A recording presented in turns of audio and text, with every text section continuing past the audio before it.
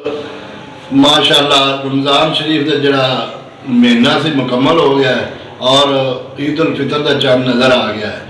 तो मैं मेरे जिन्ने भी चाहन वाले ने, मेरे भाई, मेरे दोस्त, मेरे प्यारे जेडे मेरी वीडियो नूं वेखदे ने और अच्छे अच्छे कमेंट करते हैं, मेरी हौसला अफजाई करते हैं, मेरी तरफों मेरे सारे चाहन वालों और मेरी सिटी प्रेस क्लब रजिस्टर्ड की पूरी टीम की तरफों और मेरी कोखर आल पाकिस्तान कोखर ऑर्गेनाइजेशन की टीम की तरफों ईद उल फितर दियाँ ढेरों ढेरों खुशियां मुबारक होन।